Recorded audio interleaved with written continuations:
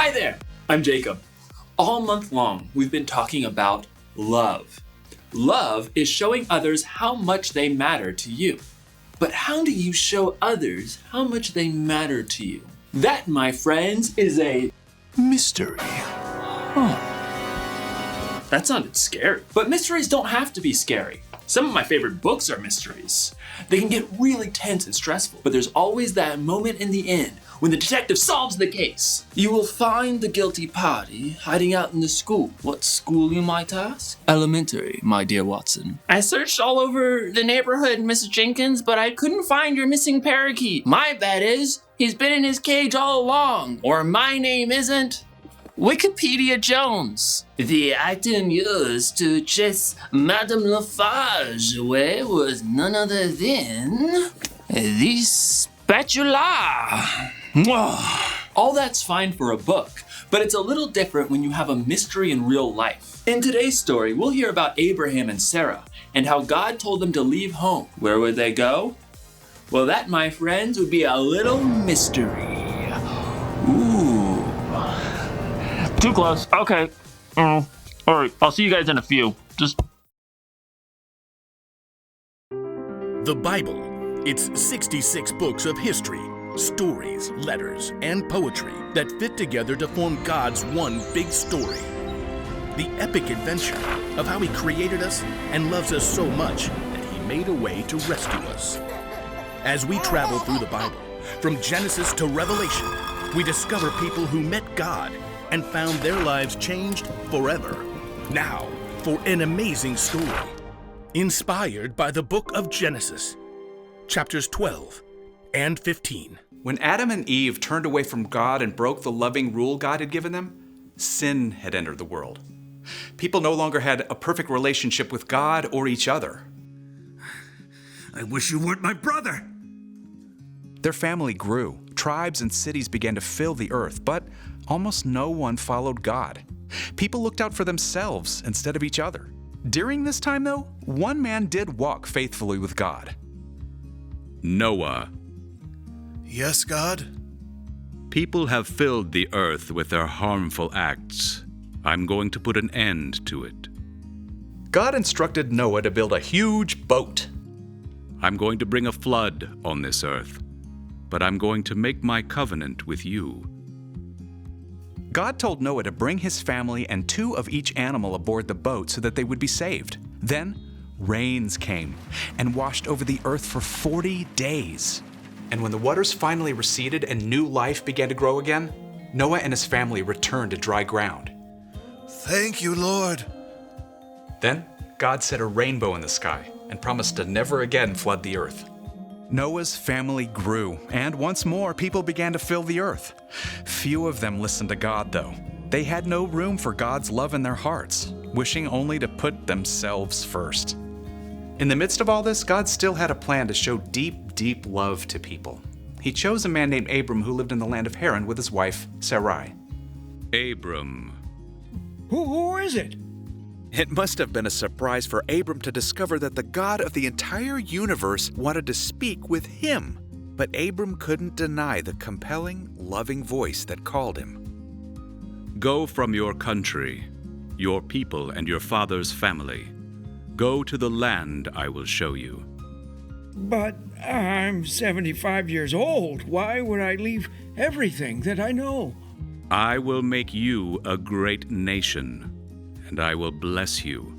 I will make your name great. You will be a blessing to others. All nations on earth will be blessed because of you. God wanted to tell a story through Abram's family so that people across all time could see God's love for them. But Abram must have been filled with questions. Sarai and I don't have children yet. We're old. How can we have a large family? What will we do in the new land? How will we live there? God gave no answers, except for God's presence, full of peace and love. All right, God. We'll go. Abram and Sarai, later called Abraham and Sarah, packed up all they had, chests and boxes, platters and blankets, sheep and cattle and goats. Oh, Abram, I hope you know what you've heard. God called us. I can't tell you how, but I know. His voice, it was so full of love. But me have a baby. Just look at my wrinkles. So Abraham and Sarah and their whole household set out on a very long journey. They covered almost 1,000 miles until they reached the land of Canaan. Here, this is it. Maybe so, but I'm still not sure about the baby part. The land opened up before them, wide and rolling. Abram found a tree in Moreh that branched overhead like a sheltering roof. God, we're here. We came all this way. What now? I will give this land to your family who comes after you. Thank you. I just needed to hear that again. Carefully, Abraham piled up stones to form an altar in honor of God. This will stand as a reminder of all that you've promised, Lord. Over the years, Abraham and Sarah made their home in this new land. Abraham made some wise choices and some poor ones, but still, God blessed them with some very good things. I won't say this necklace isn't beautiful, Abraham, but what good is silver and gold if we've got no one to give it to? You know, God promised us a family. Years ago. You really think I can have a child now? I know it seems impossible, but... That night, the Lord appeared to Abraham in a vision. Do not be afraid. I am like a shield to you. I am your very great reward. I know, Lord, but we still don't have any children. When I die, everything you've given us will go to a servant. The Lord led Abraham out of the tent. The night sky stretched overhead. Look up at the sky. Abraham craned his neck to look up. Stars wheeled in the night, vivid points of light. They spun out in layer after layer, reaching into the vast depths of space. Count the stars if you can. Abraham's breath caught in his throat. I can't. No one could. As many stars as filled the sky, that's how many children will be born into your family. God's voice was deep and sure, filled with the same love that had drawn Abraham and Sarah from their home years before. Yes. Yes, God. I believe you. It would still be years to come, but God in love would keep that promise to Abraham and Sarah. It was the first step in a plan to show love not just to their family, but to the entire world.